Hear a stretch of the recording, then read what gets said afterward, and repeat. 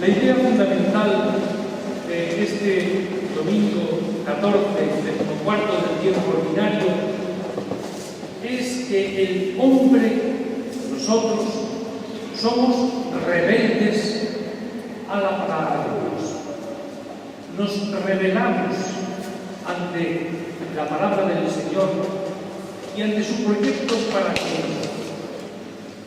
En la primera lectura, el profeta Ezequiel nos lo ha dicho. Los hijos son testarudos y obstinados. Envío a ellos para que les digan que me hagan caso. La cosa no es nueva. No es que nosotros seamos rebeldes a la palabra de Dios. Es que el hombre de todos los tiempos es rebelde a la palabra de Dios. No le interesa escuchar al Señor. No nos interesa escuchar al Señor. De ahí la protesta que hemos escuchado en el Evangelio. En boca del mismo Jesús. No desprecian a un profeta nada más que en su tierra. Podemos preguntarnos por qué el hombre, por qué nos resistimos a la palabra de Dios. Yo he sacado 3 puntos de una posible resistencia a la palabra de Dios.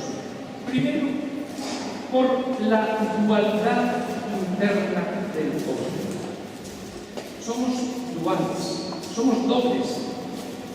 Pensamos una cosa, queremos hacer una cosa y hacerla bien, pero después no se sabe por qué, subterfugios, por qué circunstancias, terminamos haciendo lo contrario a lo que queremos. Es nuestra propia dualidad. Nos empeñamos. Y es que esta es una primera realidad de nosotros. Es que somos dobles por naturaleza. Es una consecuencia del pecado de origen. De ese contraer amistades entre ti y la mujer, entre su espíritu y la suya, porque el hombre tiene esa serpiente que ha anidado en su corazón y que hace ser doble, tener dobles intenciones. Esto sin hablar cuando nos proponemos seriamente vivir desde la dualidad, y entonces hablaríamos de esa doble moral que muchas veces practicamos cuando decimos una cosa a sabiendas, sin embargo hacemos otra a sabiendas de que estamos haciendo lo contrario de lo que hacemos. Y esto es un motivo de rechazo a la palabra de Dios, nuestra propia dualidad. Un segundo aspecto es que no nos gusta cambiar de vida. Nos gusta mantenernos en nuestra propia forma de pensar y en nuestra propia forma de ser. Cuando alguien nos pide un cambio, cuando la palabra de Dios nos pide cambio, nosotros nos mantenemos en nuestras estructuras. Nos mantenemos en nuestros propios criterios, porque cualquier cambio nos resulta complicado porque tenemos que cambiar ciertos esquemas mentales a los que ya estamos acostumbrados y no queremos salir de ellos.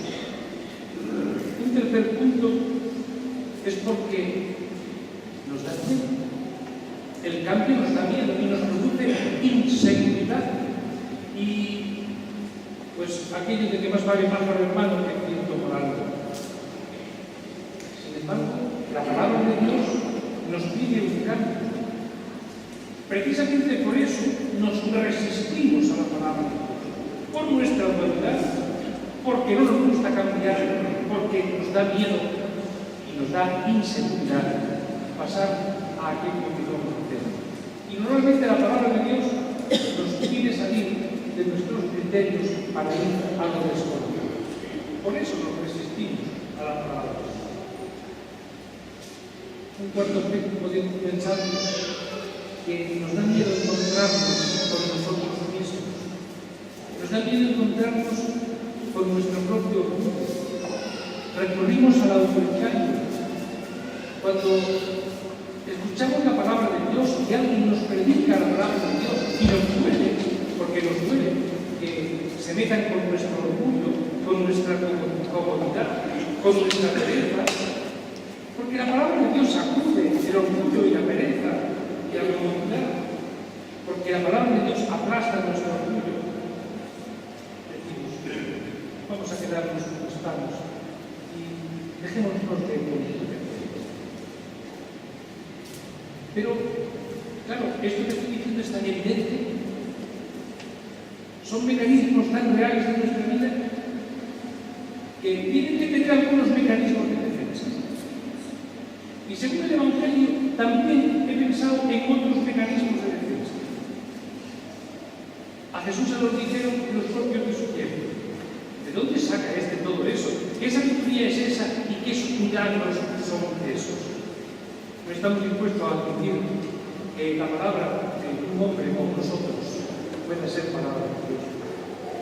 Cuando la palabra de Dios no se acomoda en nuestras vidas, cuando nos resulta que la palabra de Dios nos pica, y esto nos lo dice uno de los nuestros, alguien que vive con nosotros, enseguida sacamos este mecanismo de defensa. Eso no puede ser palabra de Dios. Si yo conozco al fulano esto, pero no me van a contar a mí de él. Si es mi vecino, si os diré yo quién es este, ¿cómo va a decir a mí este? Si vosotros supierais, porque en definitiva no nos interesa que alguien nos zarandee, porque si nos zarandean y vemos que es real y tenemos que cambiar, pues no nos gusta el cambio. Y buscamos este subterfugio para resistirnos a la palabra de Dios. Yo recuerdo, no hace mucho tiempo, dando una conferencia de bioética en una de las academias de la ciudad, pues hay un personaje importante que también lo había llamado a dar otra conferencia del mismo tema, y se conoce que le escogió lo que yo dije en aquella conferencia. No le gustó nada porque era un aspecto un poco más intolerante, y salí diciendo a los organizadores: pero ¿de dónde habéis sacado ese cuello? ¿Quién es este tío que habéis traído aquí?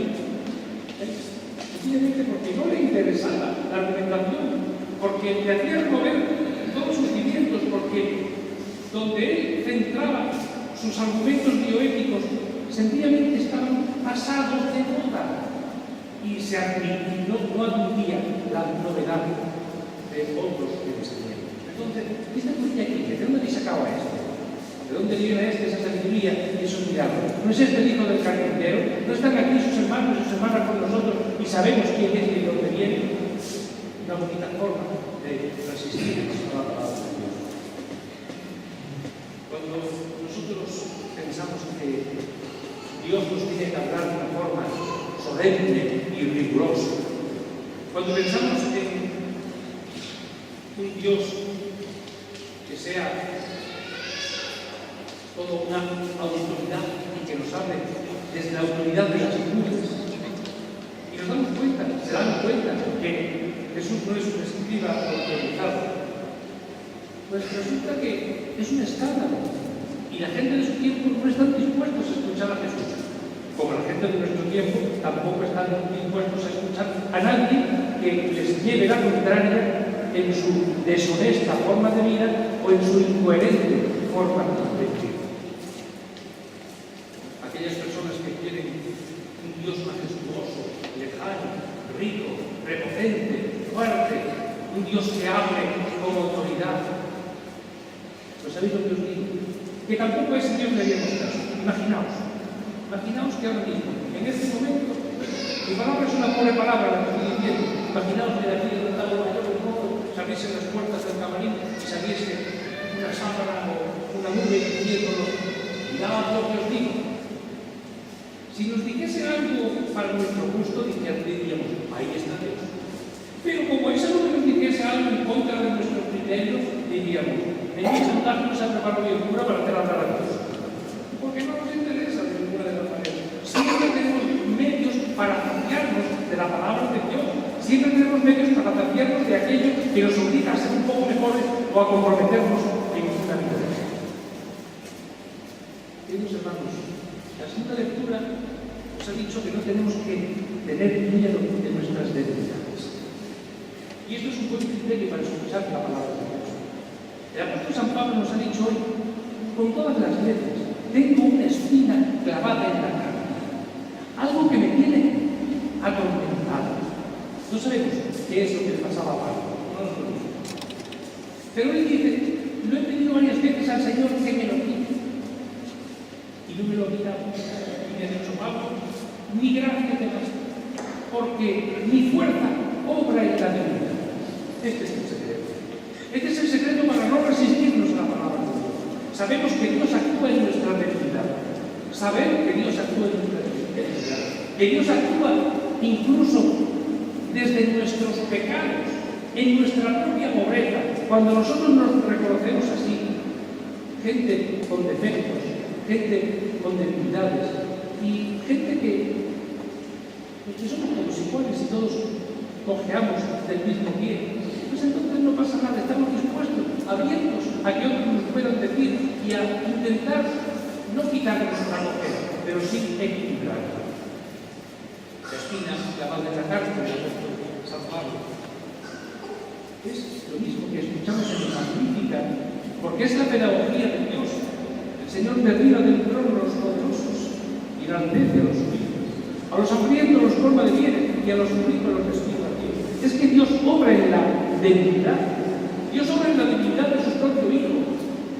Dios habla a través del hombre más débil de todos los hombres, que es tomado como escarnio y como un sedicioso. Y ese es Jesús. Esa es la palabra de Dios, porque Dios actúa en la debilidad. Si nosotros somos conscientes de nuestra propia debilidad, aceptamos nuestra propia debilidad y no nos resistimos a nuestras debilidades, entonces fácilmente Dios nos hablará con cualquier otra persona débil que esté a nuestro lado y sabremos reconocer la voz de Dios en cualquiera que quiera ayudarnos a equilibrar nuestra fe. Para terminar, unas preguntas que nos pueden ser útiles en nuestra reflexión. ¿Quiero cambiar realmente en mis actitudes de vida? ¿Cuáles son las mentiras que escribo para evitar que la palabra de Dios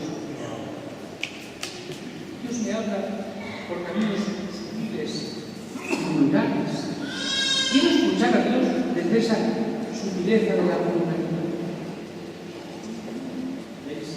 Si realmente nosotros nos abrimos así, desde esta sencillez a la palabra de Dios, probablemente no rechazaremos la palabra de Dios. Y sobre todo, iremos caminando con nuestros defectos, con nuestras debilidades, pero caminando según lo que Dios quiere de nosotros para hacer. Creo mucho en Dios.